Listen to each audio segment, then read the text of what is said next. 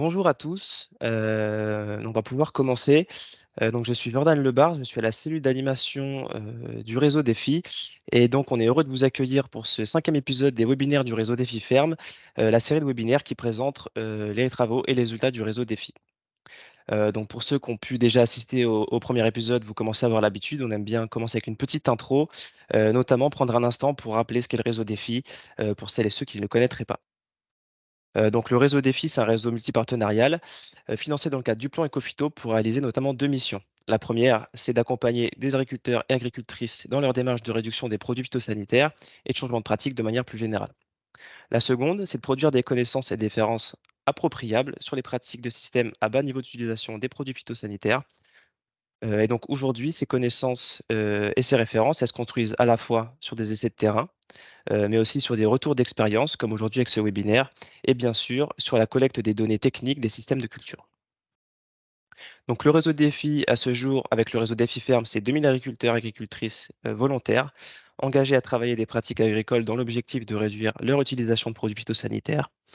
Mais c'est aussi le réseau Défi XP, avec 41 projets d'expérimentation qui testent et qui évaluent des systèmes de culture innovants qui utilisent les produits phyto en ultime recours. Le réseau, il est présent sur tout le territoire métropolitain et ultramarin. Il couvre l'ensemble des filières de production végétale et il rassemble les principaux acteurs de la R&D en agriculture. Donc pour les citer rapidement, il y a le réseau Chambre, il y a le réseau Bio, les instituts techniques et les organismes de recherche avec notamment le CIRAD et l'INRAE. Donc pour plus de détails sur le réseau Défi et son organisation, vous pouvez retrouver tout ça sur Ecofitopic dans l'espace Défi. Heu, on va d'ailleurs vous remettre le lien, dans le chat, pour accéder à ces pages. On en profite également pour vous rappeler que sur Ecofitopic, vous pouvez retrouver l'ensemble des productions du réseau, que ce soit les fiches techniques, produites par les ingénieurs réseau, les vidéos produites aussi par les ingénieurs réseau, mais aussi tout ce qui est production, côté XP. Donc tout ça est disponible sur Ecofitopic, y compris donc la synthèse des FIFERM qui a été rédigée à l'occasion des 10 ans du réseau, qui démontrait la possibilité de réduire fortement l'usage des phytos à l'échelle de la France. Et donc dans cette série de webinaires, on revient sur les résultats de terrain qui permettent de soutenir chaque jour ces démonstrations. Voilà, j'en dis pas plus. Je laisse la parole à Mathieu qui va introduire la thématique du jour et la présentation qui nous attend. Merci Jordan pour la présentation du réseau. Je suis Mathieu Babiard, je suis chargé de l'animation, de la coordination et de la valorisation des travaux pour le réseau Défi dans la filière grande culture et polyculture élevage. Juste avant de laisser la place à l'intervention de Florian, un ou deux petits rappels techniques. Déjà, le premier, c'est qu'on voulait vous rappeler que vous pouvez, pendant les interventions, poser vos questions dans le petit onglet Q&R qui est en haut de votre écran. Si vous n'y arrivez pas, vous pouvez aussi poser vos questions dans la conversation, on se chargera de les transférer vers le bon onglet. Mais voilà, vous pouvez poser vos questions pendant l'intervention et on prendra un petit temps à la fin des interventions de Florian pour y répondre. On vous rappelle aussi que ce webinaire est enregistré et sera rediffusé en ligne. Donc, si vous êtes inscrit via le formulaire, normalement, vous recevrez le lien de diffusion dans les heures ou jours qui suivent le webinaire. Vous retrouverez aussi tous les liens qu'on va publier dans le chat. Vous les retrouverez en description de la vidéo pour celles et ceux qui le regarderaient en replay. Aujourd'hui, on voulait aborder avec vous un sujet, un des sujets qui travaille dans le réseau, celui de l'utilisation des préparations naturelles peu préoccupantes, ou PNPP comme on les abrège souvent. Cette famille de produits, ça regroupe deux sous-familles, soit les substances qui ne sont à l'origine pas utilisées en protection du végétal, qui ont un objectif autre, mais peu ou pas d'effet sur l'environnement et la santé humaine. Donc là, par exemple, l'exemple typique, c'est celui de l'utilisation de pulvérisation de sucre pour protéger les maïs de la pyrale. Ou une deuxième famille de PNPP qui est les substances naturelles à usage biostimulant. Donc c'est souvent l'utilisation de plantes qui sont normalement en vente libre.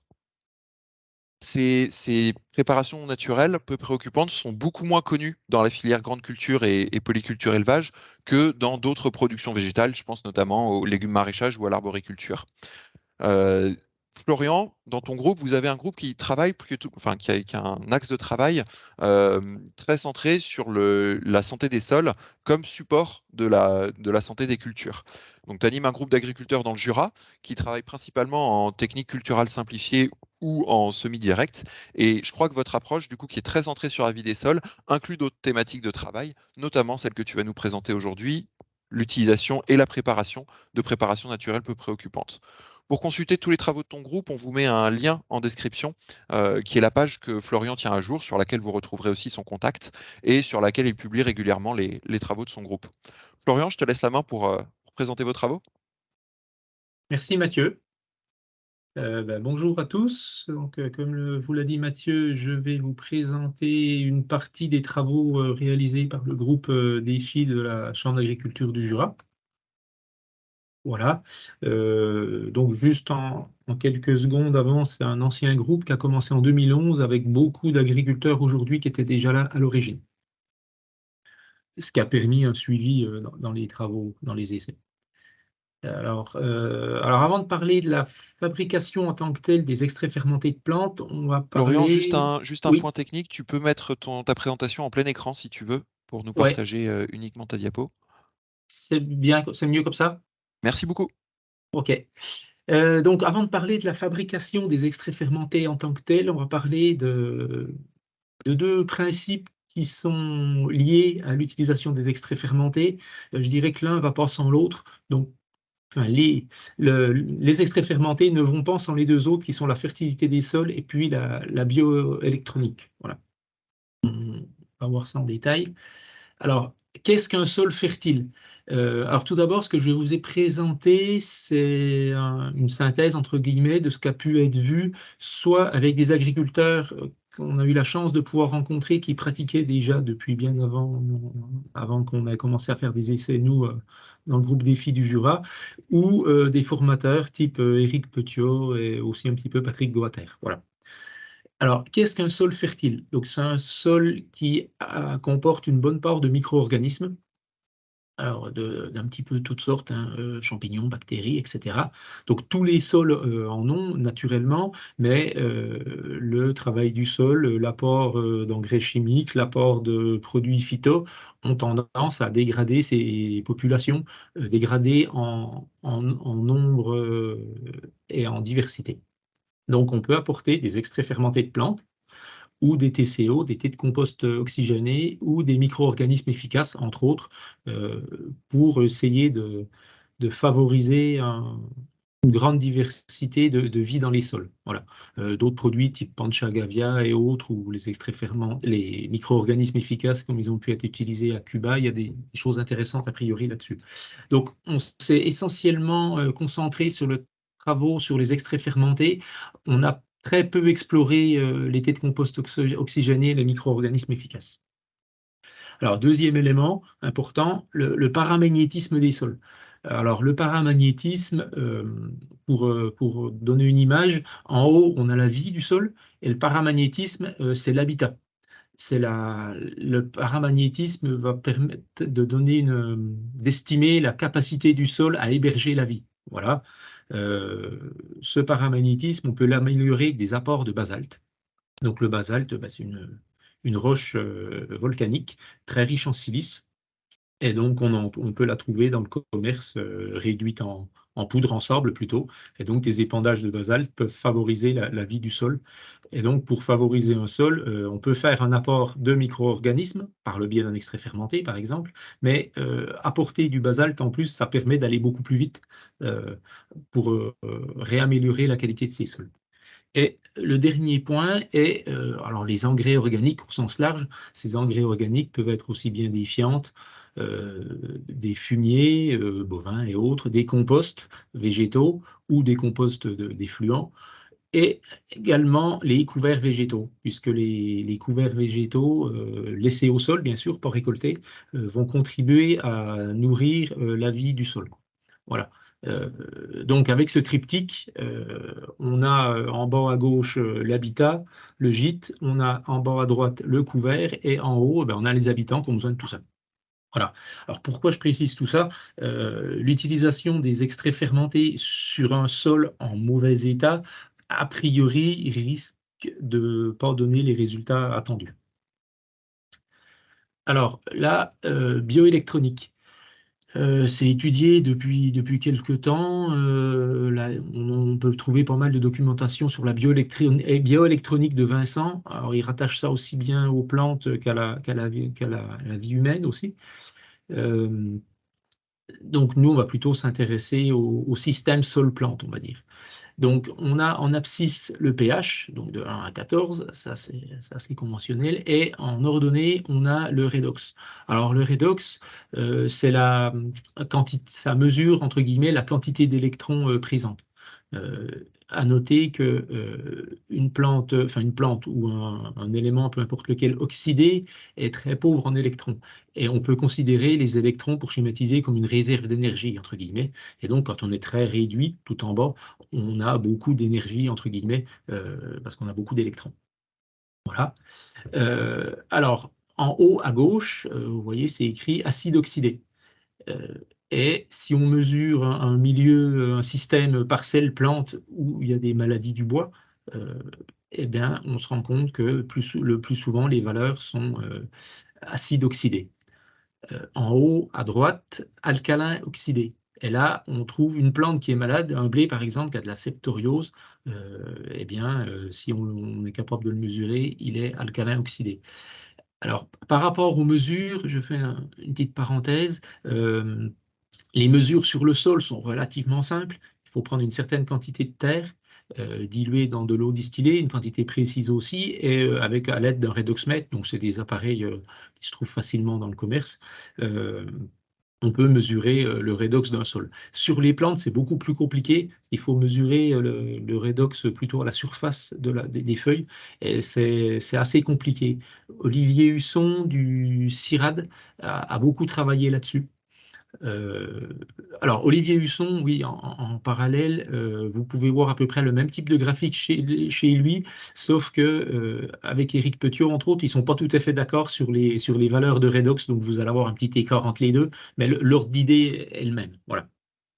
Et donc, si on revient en haut à droite, dans la case alcalin oxydé, c'est là où on trouve toutes les maladies de surface, ainsi que les ravageurs. Une plante alcalin oxydé, les pucerons, a priori, ils arrivent vite, ils la trouvent vite, ils aiment bien.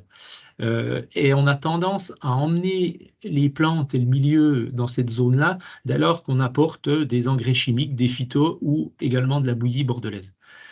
Alors, ce qu'on peut schématiser, c'est que si on apporte sur un blé un fongicide pour gérer de la septoriose.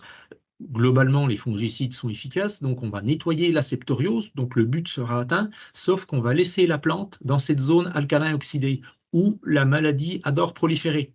Donc, c'est-à-dire avec le fongicide, on fait place nette, mais on relaisse la place à une recolonisation par la même maladie. Et en plus, avec le fongicide, a priori, on aura bien nettoyé toute la surface de la feuille, donc il n'y aura plus d'autres, que ce soit bactéries ou champignons ou autres, pour recoloniser le milieu. Et ce sera vraiment place nette pour que les pathogènes reviennent. Voilà.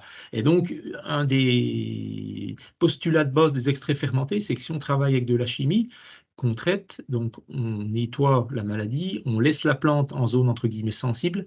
L'idée, c'est de revenir quelques jours après avec un extrait fermenté pour ramener la plante dans le petit cercle vert qui est vers le milieu de l'écran, qui est intitulé Santé des plantes. Voilà, une santé des plantes, une plante en santé, elle est aux alentours de 6 de pH, et pour faire large, entre moins 100 et plus 100 millivolts. Voilà, ça, la vérité est peut-être un peu plus serrée que ça, mais voilà, l'ordre d'idée, il est là. Retenez que c'est dans cette zone-là à peu près où on a les plantes en santé. Voilà, donc si utilisation de chimie, utilisation d'extraits fermentés pour ramener la plante dans cette case-là.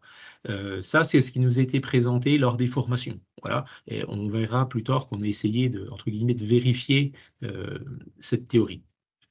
Et en bas à droite, donc alcalin réduit, là, les mouillants utilisés lors de la pulvérisation ont tendance à emmener le milieu vers cet endroit-là.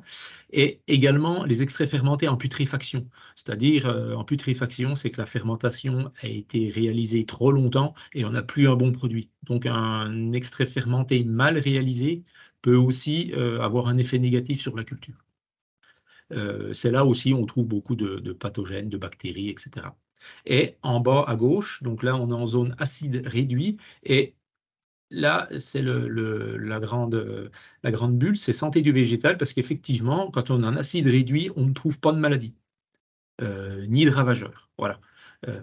Alors la case est mise entière, santé du végétal, à un pH, bon, c'est quand même un peu faible, mais l'ordre d'idée, il est là. En bas, à gauche, on est bien pour la santé du végétal.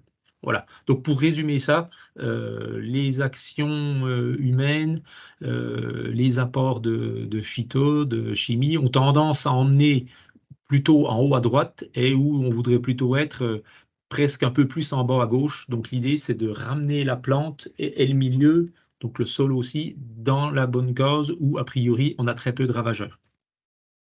Alors, voilà, après ce postulat de base, on va rentrer dans le concret de la fabrication des extraits fermentés.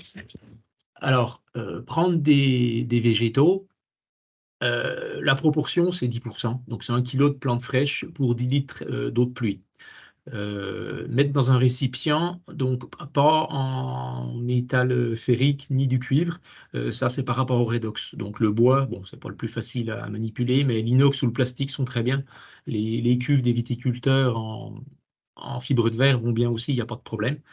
Alors, eau de pluie, ça a son importance, parce que l'eau de pluie, elle a un pH entre 6 et 6,5 en théorie. Après, si elle est tombée sur un toit en lauze calcaire, le pH risque d'être un petit peu plus élevé, mais elle est très proche du pH recherché euh, pour l'extrait fermenté. Et en plus, et surtout, elle n'a pas de chlore. Donc, parce que le chlore est quand même un stérilisant, entre guillemets, donc c'est pas terrible si on veut de la vie après dans nos extraits fermentés. Voilà. Donc 10% de plantes fraîches dans de l'eau de pluie.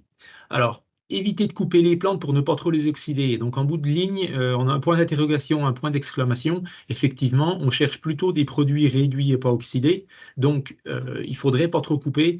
On a rencontré quelques agriculteurs qui prélevaient les orties, par exemple, à la tondeuse, avec le panier derrière pour ramasser. Ils avaient leur calibrage, c'est qu'un panier plein d'orties, ça faisait 10 kilos. Donc, quand ils voulaient en faire 1000 litres, c'était pratique. Ils faisaient 10 paniers, c'était complet. Et ils faisaient des bonnes préparations. L'analyse de leur préparation en redox, c'était très bien. Donc, c'est déconseillé de faire comme ça, mais dans certains cas, on se rend compte que ça fonctionne bien.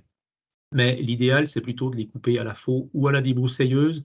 Peut-être éviter de le faire au fil, parce qu'au fil, on a tendance à éclater les tiges, donc on va plus s'oxyder, et surtout, on va un petit peu pénaliser la repousse. Donc si on veut couper toujours les orties au même endroit, c'est peut-être mieux de couper à la faux ou au disque avec la débroussailleuse. Voilà.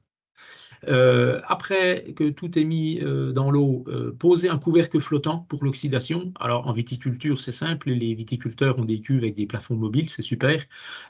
Si vous êtes pas, si les agriculteurs ne sont pas viticulteurs, ils peuvent tout simplement poser un plastique type bâche sur leur cuve. La cuve, ça peut être un IBC 1000 litres, ça peut être des cuves de récupération d'eau de pluie ou autre chose. Donc poser une bâche dessus et remettre un ou deux seaux d'eau dessus par-dessus la bâche, donc ce qui permet de faire le joint, tout simplement. Après, il faut contrôler la fermentation. Bon, plus la température sera élevée, plus les fermentations seront rapides. Et donc, un moyen de contrôle, si on n'est pas équipé d'appareil de mesure, c'est de prendre un verre, un bocal, peu importe, le tenir 10 cm en dessous du robinet, ouvrir le robinet, laisser couler, et si la mousse est vraiment épaisse, c'est que la fermentation est en cours, bon, ben, on a encore le temps de voir venir. Si par contre la mousse est fine, quelques millimètres d'épaisseur, et qu'elle disparaît au bout d'une trentaine de secondes, c'est que l'extrait est prêt à être utilisé. Voilà. Et si on a les instruments de mesure, idéalement un pH à 6,2 et un redox à moins 70 millivolts. Alors je dis bien idéalement parce que des fois on n'atteint jamais vraiment ces valeurs exactement. Et puis il faut filtrer. C'est indispensable donc pour la conservation, mais également pour la pulvérisation, parce que la plupart du temps, c'est mis au pulvé. Il faut vraiment que ce soit simple. Alors, certains filtrent avec des filtres de rampe de pulvé, ça fonctionne bien aussi. Voilà. Et alors, dernière présentation, donc là, c'est un schéma qui indique le temps en jours. Alors, c'est indicatif. Et la courbe idéale ou la courbe moyenne d'évolution du redox. Donc on passe une première fois à moins 70. Donc là, par contre, c'est trop tôt, c'est pas assez fermenté, on n'aura pas assez de vie, entre guillemets, dans l'extrait fermenté. Le redox a tendance à diminuer, il remonte. Et là, on a une deuxième fois moins 70, donc là, ça peut être prélevé, filtré et utilisé. Par contre, la fermentation est encore en cours, ça pourra mal se stocker.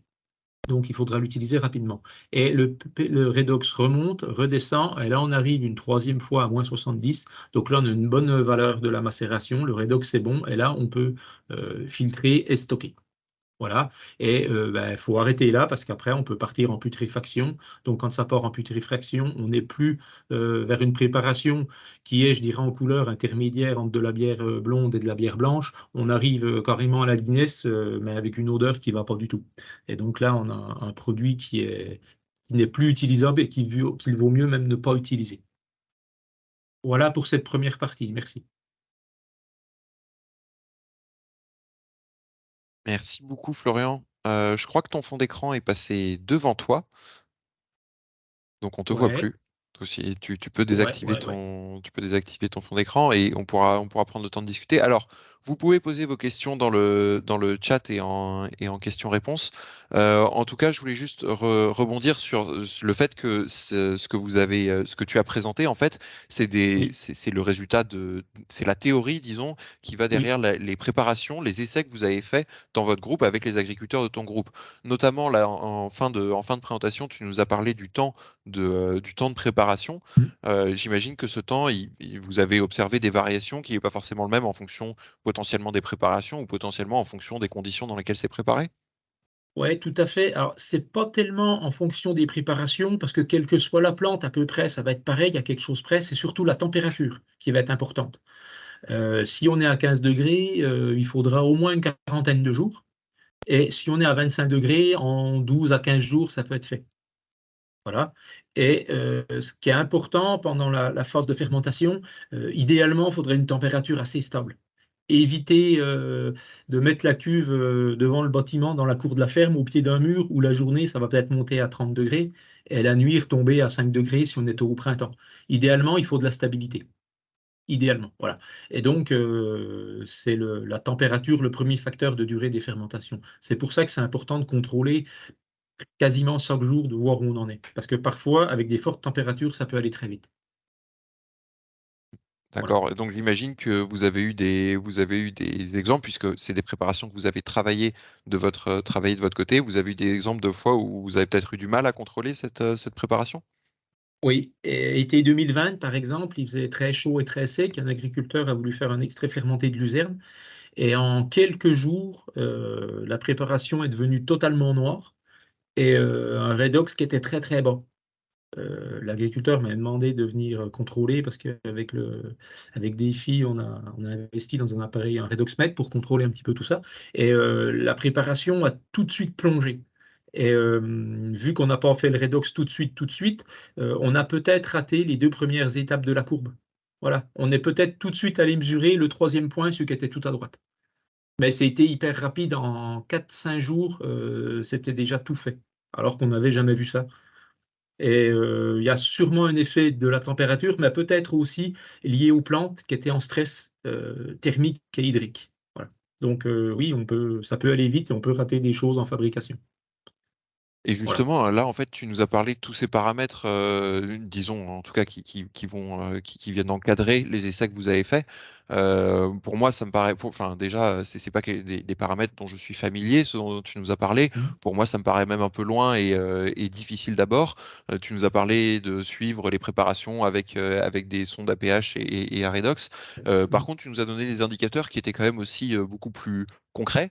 Tu nous as parlé de la couleur, tu nous as parlé de la mousse. Est-ce qu'en fait, c'est des indicateurs, de nos sens qui suffiraient presque à déterminer si tu as réalisé une bonne préparation ou non?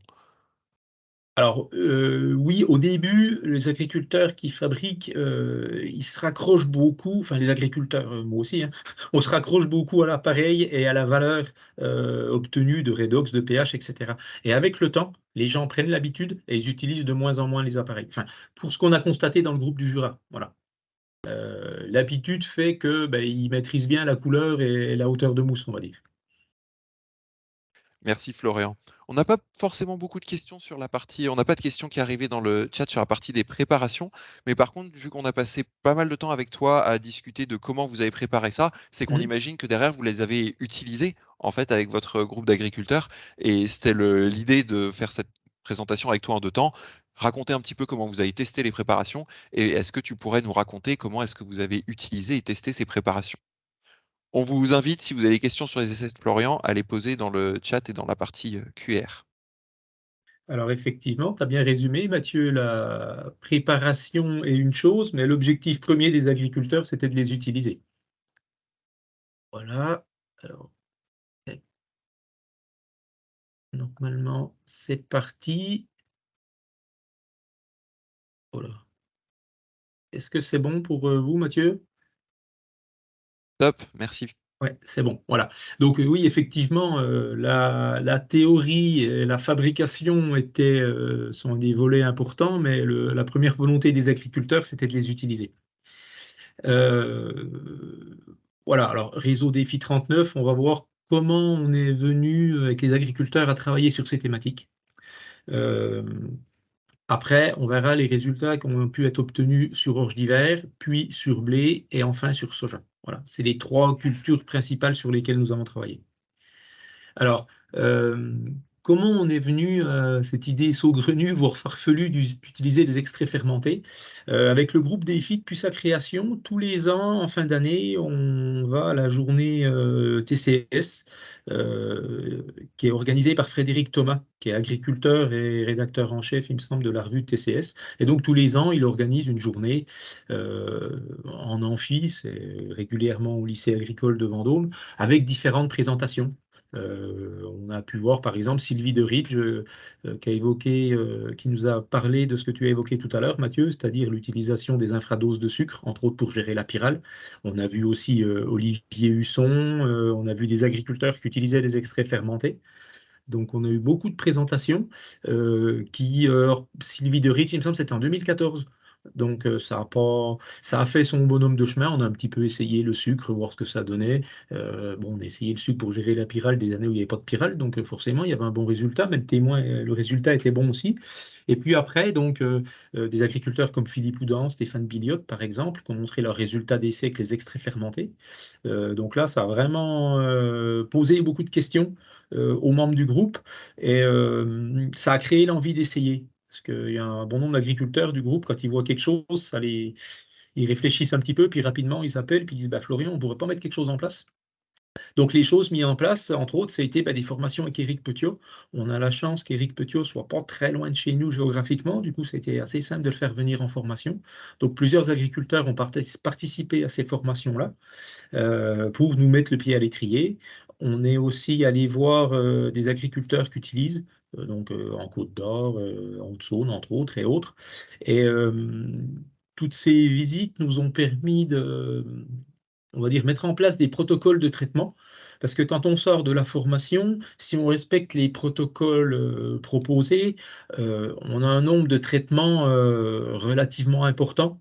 En tout cas, qui est moins choquant chez des viticulteurs. Par contre, chez des céréaliers, polyculteurs, éleveurs, quand on dit qu'il faudrait faire 8 passages dans la campagne, moi, il y a plusieurs agriculteurs du groupe qui ont clairement dit non, bah, à 8 on n'y va pas. Aujourd'hui, sur blé, on fait petit, enfin, un fongi ou deux petits fongis pour des sommes modiques de produits.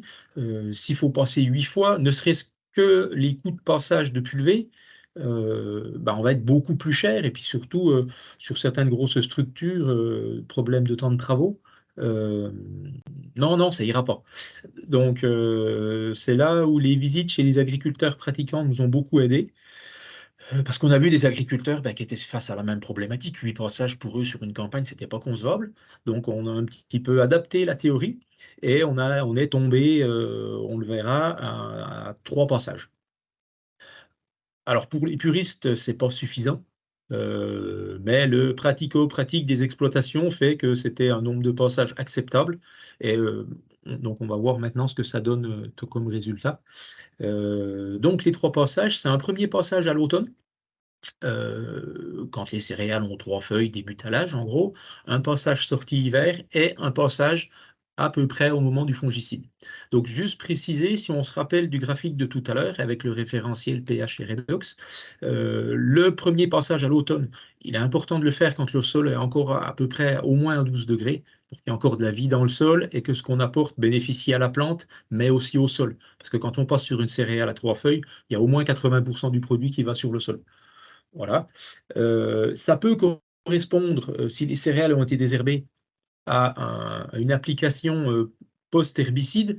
Et si vous vous rappelez, on a dit quand on traite, en gros, on emmène notre plante en haut à droite, on voudrait la ramener plutôt en bas à gauche. Donc on peut dire qu'on va aider à ramener la plante dans la bonne case. Même chose pour le passage en sortie hiver. Ça, potentiellement, il est après le rattrapage, pardon, le désherbage de fin d'hiver. Et quand je dis à peu près au moment du fongicide, c'est si il y a eu fongicide, idéalement, il faut revenir après le fongicide, ou s'il n'y a pas fongicide, ben, il faudrait mieux être un petit peu avant, parce qu'il est important de ne pas traiter en présence de maladie. On le verra tout à l'heure dans les présentations des résultats. Donc voilà, toutes ces visites, toutes ces réflexions ont emmené les agriculteurs à vouloir essayer. Bon, la première année, c'était juste un petit essai en micro-parcelles que j'ai réalisé avec le pulvé portable qu'on a. Et rapidement, on est passé en bande agriculteur. Premièrement, parce que les résultats étaient intéressants. Et deuxièmement, tous les agriculteurs du groupe sont en bas volume. Et avec notre petit pulvé, on n'est pas capable de traiter à moins de 80 litres. Et nous, la majorité, ils sont à moins de 50 litres. Du coup, on était un peu, entre guillemets, déconnant par rapport à leur pratique. Voilà. Donc, tout d'abord, sur orge d'hiver. Donc, alors, juste pour préciser, on est toujours dans nos essais sur des orges fourragères, Cassia, LG Zebra, on a eu Amistor, Domino aussi, voilà, en type de variété, donc des variétés plutôt tolérantes aux maladies. Et à chaque fois, nos essais sont des agriculteurs en ACS, agriculture de conservation des sols, avec donc réduction du travail du sol, pas mal de couverts végétaux et des apports réguliers de matière organique. Alors, pas forcément tous les ans, mais des apports réguliers de matière organique. Donc, a priori, des systèmes où les sols ne fonctionnent pas trop mal. Voilà. Donc, la synthèse de ces... Donc, il y a 5 années d'essais. Par contre, il y a une année où on a 2 essais. Donc, c'est la synthèse de 6 essais sur orge d'hiver, où on se rend compte que la modalité fongicide fait à peu près 78 quintaux, pour une dépense totale de 55 euros. Donc 55 euros, ça correspond à peu près à 35 euros de fongicide, mis en 2 fois, parce qu'à chaque fois, on était sur 2 petites doses, et 20 euros de coût de passage. Pour les coûts de passage de pulvé, on a repris le barème d'entraide, et c'est aux environs de 10 euros. Voilà. Et la modalité extrait fermenté au milieu, donc on est à 40 euros, donc 3 passages à 10 euros, plus 10 euros à peu près de produits. Si on part sur des produits à environ 1 euro le litre, qui sont achetés, et on est passé à 3 fois 3 litres. Voilà, pour schématiser. Il y a des fois des petites différences de dose, mais en gros, c'est ça. Et par contre, la dernière colonne à droite, là, on a eu fongicide plus extrait fermenté, donc c'est-à-dire qu'on a le cumul des 2 premiers, c'est-à-dire qu'à l'automne, à 3 feuilles de la céréale, on a eu un premier passage d'extrait fermenté. Donc extrait fermenté, on était au début avec un mélange tout prêt qui était acheté dans le commerce, ortie, prêle, consoude. Puis on nous a dit qu'il fallait éviter de mélanger la prêle avec l'ortie et la consoude. Du coup, on est parti sur que ortie et consoude. Donc, ces apports-là, un premier à 3 feuilles, un deuxième sorti hiver, encore une fois à 3 litres en moyenne, et le dernier au moment du fongicide, en plus des 2 fongicides. Pour cette dernière modalité, et là, entre guillemets, on déplafonne le rendement de 3 quintaux hectares. Voilà. Donc, c'est intéressant en termes de rendement, plus 3 quintaux. Par contre, si on regarde la dernière ligne, on est à 95 euros. Si on compare à la modalité extrait fermenté, on a 55 euros de mieux pour 3 quintaux. Calculé avec le prix de l'orge, économiquement, le gain n'est pas énorme. Voilà. À noter que ce qui est intéressant sur cette dernière modalité, c'est qu'on valide entre guillemets la théorie que les fongicides apportent certes quelque chose, mais qu'elles laissent peut-être la plante en zone sensible et qu'en revenant avec un extrait fermenté, ça nous permet de récupérer ça. Voilà, donc c'est quand même intéressant, j'ai envie de dire, on valide une théorie.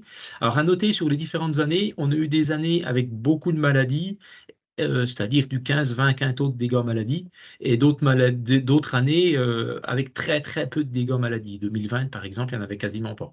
Et là, donc c'est la moyenne. Donc plus 3 quintaux avec la totalité, fongi plus extrait fermenté. Et l'autre partie qui est intéressante, c'est que le fongicide ou extrait fermenté, on fait vraiment jeu égal en termes de rendement. Voilà. Sur blé, j'ai pas du tout recopié le graphique, hein, mais c'est exactement les mêmes choses. Fongicide, on a un petit 70 quintaux, extrait fermenté, un petit 70 quintaux aussi, et on déplafonne entre guillemets de 5 quintaux dès lors qu'on associe fongicide et extrait fermenté. Alors les rendements sont un petit peu inférieurs en blé par rapport à l'orge. C'est pas forcément la tendance sur la plaine du Jura, mais on a quelques années avec des mauvais rendements en blé, 2019 entre autres, où il y avait vraiment beaucoup plu. Ça a bien limité les rendements sur la moyenne des 6 essais. Alors à noter, en 2019 justement, on est intervenu, on a respecté le protocole, c'est-à-dire que dans la modalité extrait fermenté, on est intervenu avec l'apport ortie plus consoude, alors qu'on constatait de la septoriose sur feuille. On a hésité avec l'agriculteur à intervenir ou pas, parce que dans la théorie, il ne faut surtout pas intervenir si on voit déjà la maladie, parce que l'extrait fermenté contient quand même un petit peu de sucre, entre autres, et ce sucre peut aussi venir nourrir la septoriose présente pour le coup. Donc le choix a été fait de respecter le protocole et d'intervenir. Donc on a bouffé de mémoire 8 quintaux par rapport à la modalité fongicide toute seule. Donc là, on a vraiment décroché. Avec le recul, c'était quand même intéressant. On a bien fait de le faire parce qu'on valide la théorie que si on traite en présence de maladie, ça peut mal se passer. Et là, on l'a bien mis en évidence. Voilà. Donc en moyenne, voilà, plus 5 quintaux si on associe fongicide et extrait fermenté. Donc encore une fois, même conclusion que pour l'orge. Et fongicide, extrait fermenté, même niveau de rendement, pour un tout petit peu moins de charge pour les extraits fermentés. Et la combinaison des deux, on déplafonne de 5 quintaux, mais comme pour l'orge, pas une grosse différence d'un point de vue économique. On a travaillé un petit peu sur les sojas aussi. Donc, on a commencé en 2018 sur les sojas. Donc voilà, ça c'est une parcelle de soja qui a été en semi-direct derrière un métail fourrage qui a été récolté. Donc la partie de droite qui est plus jaune, c'est la partie témoin, donc c'est la pratique normale de l'agriculteur. Donc un soja qui a été désherbé au pulsar, tout simplement. Et la partie de gauche, donc il y a eu le même désherbage, le même désherbage, pardon, sauf que quelques jours après, il y a eu un apport de 4 litres d'extrait fermenté d'ortie plus 4 litres d'extrait fermenté de consoude. Juste après l'intervention, l'agriculteur m'a appelé, ça devait être 2 jours après. Sur la partie de gauche, le soja était relativement marqué, les feuilles étaient toutes gaufrées. Donc ça veut dire qu'on a eu un effet stressant sur le soja avec les extraits fermentés, alors qu'on ne devait pas avoir ça. J'ai contacté les gens qui l'avaient déjà fait, m'ont dit, non, on n'a jamais vu ça, sauf que là, ça s'explique par le fait qu'à cette époque-là, en 2018, il faisait très chaud, très sec, pas assez d'hygrométrie au moment du traitement, et on a créé Commune Phyto. Sauf que là, la photo, c'était au mois de septembre, et là, on voyait une belle différence. C'était beaucoup plus vert, là on avait mis l'extrait fermenté. Et ce qui était surprenant, quand on allait dans la parcelle et qu'on a fait les comptages, partie de droite, on avait une tige par pied de soja, et partie de gauche, le soja était un tout petit peu plus petit. Par contre, on avait 2 tiges par pied. Donc on était plutôt satisfait.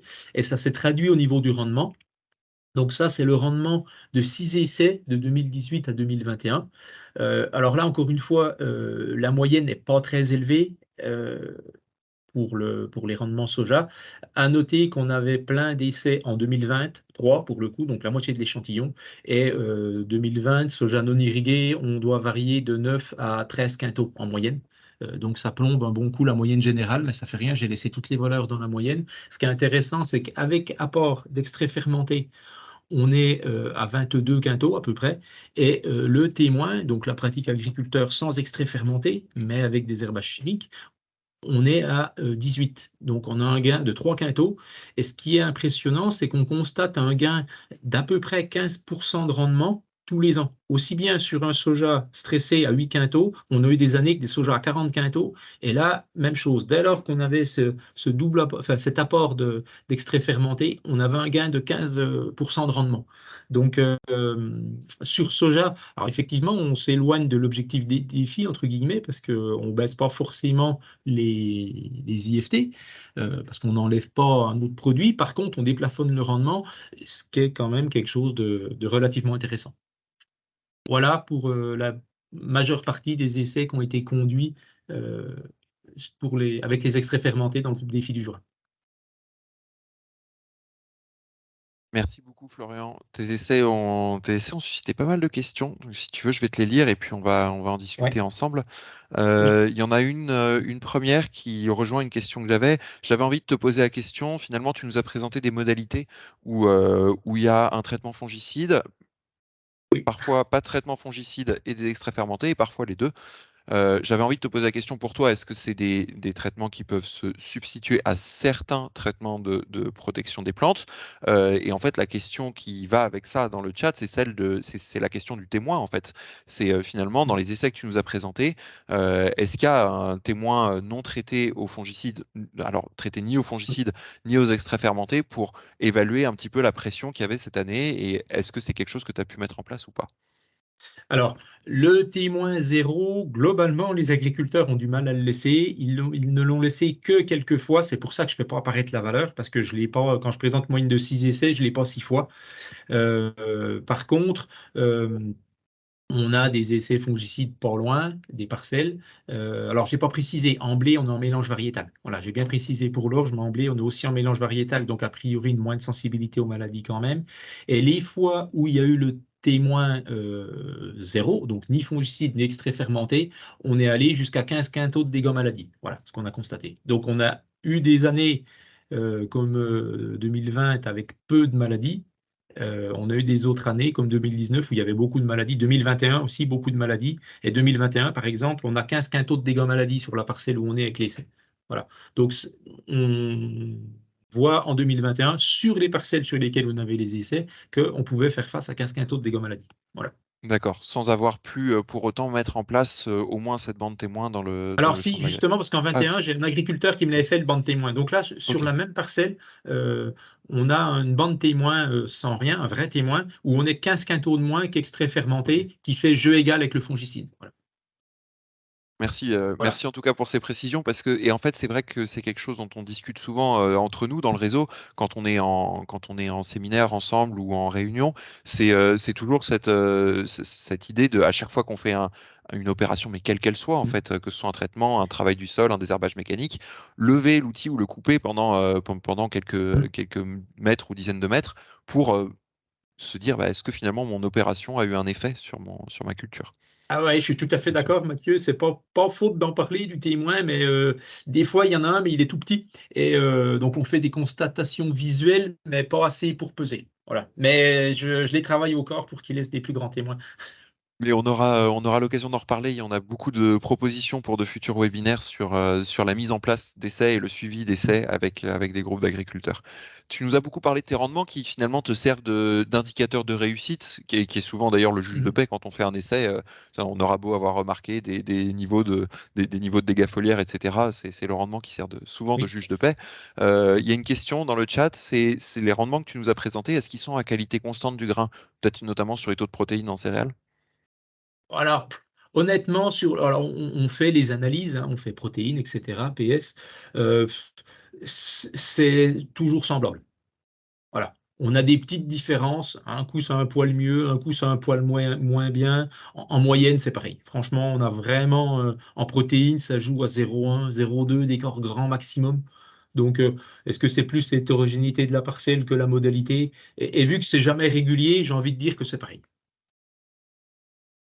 Merci pour ta réponse. Après, on a aussi des questions qui sont un peu plus généralistes sur cette question des PNPP. Est-ce que vous avez ciblé certaines plantes, certaines préparations de plantes pour certains usages ou pas spécifiquement? Alors, on travaille essentiellement ortie consoude. parce que les deux sont des bons stimulants, donc ça, voilà, on n'a pas eu le temps de le voir tout à l'heure, mais le choix des plantes, ortie, consoude, les deux ont plutôt un bon effet stimulant pour la plante. Et en plus, l'ortie a ce qu'on appelle un effet illiciteur, c'est-à-dire quand on amène de l'ortie, ça envoie un signal à la plante. Attention, tu vas peut-être prendre une attaque de quelque chose, donc elle a tendance à se mettre en mode sécurité, entre guillemets. Voilà. On a travaillé aussi avec de la luzerne, qui a des propriétés proches de celles de l'ortie. La luzerne, c'est pratique parce qu'il y a beaucoup de pelliculteurs éleveurs dans le groupe. Donc, ils ont des champs de luzerne. Donc, quand ils veulent faire une préparation, c'est simple. Ils vont juste dans la parcelle chercher. Voilà. On a essayé, deux agriculteurs ont essayé avec de la renouée du Japon. Donc la renouée du Japon a priori, hein, d'après les gens qui l'ont utilisé, donc puis les chercheurs qui ont travaillé là-dessus, juste un effet illiciteur, n'ont pas d'effet entre guillemets nutritif comme que peuvent l'avoir la consoude, l'ortie ou la luzerne. Voilà. On a essentiellement travaillé avec ça, et puis un petit peu avec la prêle aussi. Voilà. Donc en fait, ce que vous visez avec ces préparations, c'est pas de cibler un bioagresseur ou un ravageur précis, c'est vraiment l'effet biostimulant en fait sur la C'est culture. l'effet, ouais, c'est l'effet biostimulant, essayer d'avoir un système sol-plante vraiment en forme pour être moins sensible à toutes les agressions qui pourraient arriver. Voilà, c'est vraiment ça. Ouais. On n'a pas un effet, on cherche pas un effet fongicide, mais un effet renforcement du système. D'accord. Tiens, d'ailleurs, en parlant de ces fongicides, on a une autre question qui porte sur les modalités que vous avez ou auriez peut-être pu essayer. Il y a Bruno, qui est un de nos collègues du Grand Est, qui nous pose une question sur les différentes modalités. Est-ce que vous avez essayé de panacher différents niveaux de traitement fongicide avec l'utilisation d'extraits fermentés? Parce que là, tu nous as présenté avec et sans. Est-ce qu'il y a des Ouais. agris qui ont essayé de faire qu'un seul des deux passages? Alors, ben oui, parce qu'il y a la modalité fongie, la modalité extrait fermenté ou le panachage, et parfois le témoin. Par contre, non, on n'est jamais parti avec deux niveaux de fongicides. C'est-à-dire que l'agriculteur partait sur son programme à lui. On n'a pas essayé ou un programme encore plus allégé ou un programme plus renforcé. Non, on est parti. L'idée des agriculteurs, c'était de comparer leurs pratiques à cette nouvelle pratique. Voilà. Donc, non, on n'a pas différents niveaux de fongicides dans ces essais-là. Une question sur les micro-organismes, ou enfin les micro-organismes efficaces.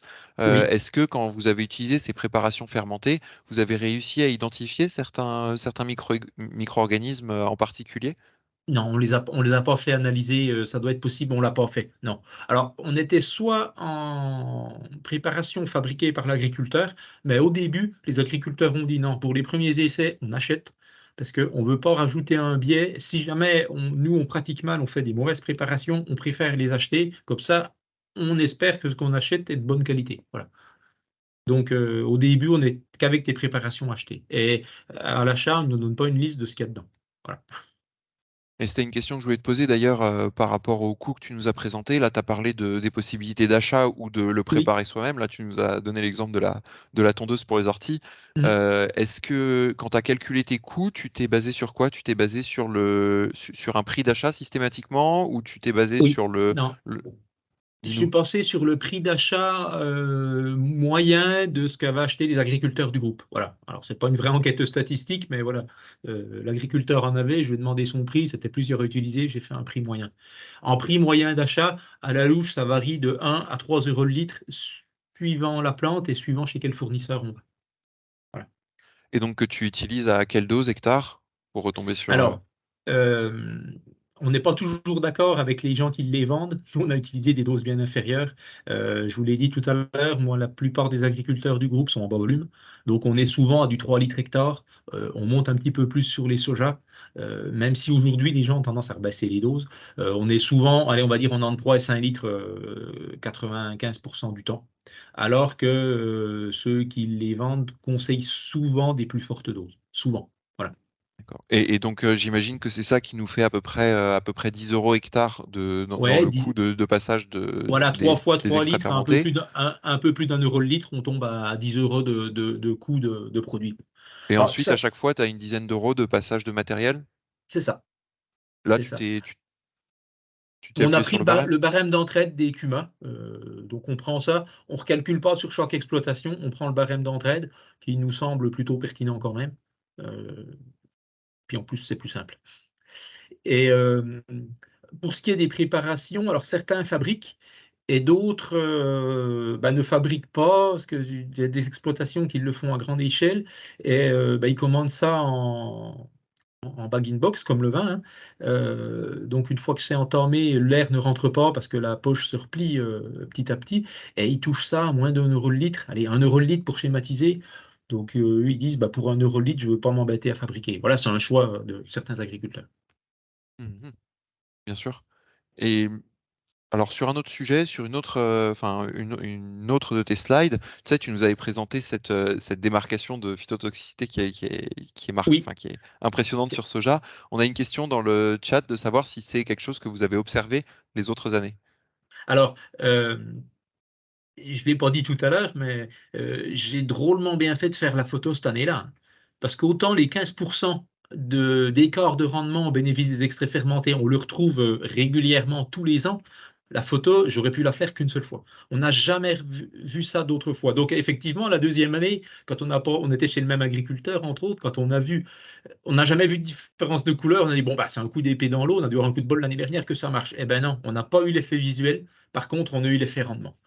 On a eu un petit peu l'effet visuel en 2020, je vous ai dit, année très sèche. Une parcelle qui faisait, la pratique agriculteur faisait 8 quintaux. Nous, on faisait 20% de plus avec les extraits fermentés. Et depuis la batteuse, on voyait bien, le soja était beaucoup plus blanc là où il n'y avait pas eu d'extrait fermenté. Et il était plutôt marron là où il y avait eu les extraits fermentés. Voilà. C'est les deux seules fois où on a vu quelque chose en termes de couleur.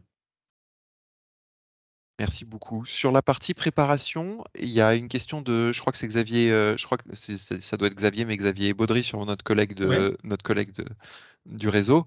Vous avez acheté certaines préparations et est-ce que pareil, vous avez surveillé les indicateurs de pH et de redox pour suivre la maturation de ces préparations ou est-ce que tu as alors je mets une paire de guillemets, mais une recette ou un protocole de préparation clé en main?